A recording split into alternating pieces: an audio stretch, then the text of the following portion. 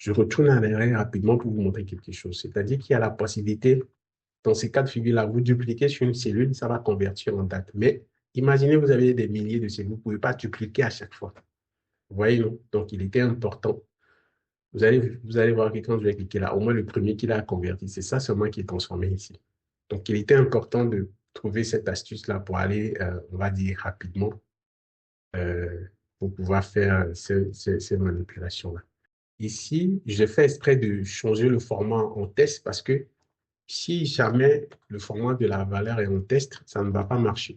On va faire cette opération-là sur ça. Vous allez voir que ça ne va pas marcher. Ça ne va pas marcher. Ça a converti, mais c'est toujours en format test. Vous voyez? Alors que nous, on cherche des valeurs numériques pour pouvoir calculer avec. Donc, déjà, on peut transformer, enfin, il faut que ce truc-là, vous transformez le format, vous soyez en format standard, que ce soit en format standard.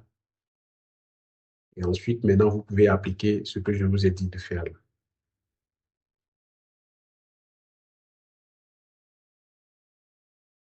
Voilà. Et ça se transforme automatiquement en valeur numérique. Maintenant, le format standard est là.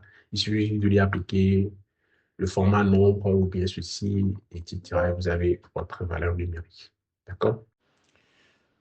Une chose que je peux peut-être préciser, c'est que dès que vous êtes dans une colonne et que vous savez très bien que les valeurs qui sont dans cette colonne-là sont des chiffres, mais que vous voyez des balises à côté, sachez que c'est parce que votre valeur s'est transformée votre valeur est dans une colonne avec format test ou bien format standard. Donc, Excel reconnaît que ce sont des chiffres. C'est pour vous proposer de le convertir qu'il met en place ces balises-là. Déjà, vous savez très bien que quand on est dans une cellule et qu'on voit des balises, que ce soit des balises vertes ou des balises rouges, c'est qu'il y a une information. Soit c'est des commentaires, soit c'est des notes qui sont en violet aujourd'hui.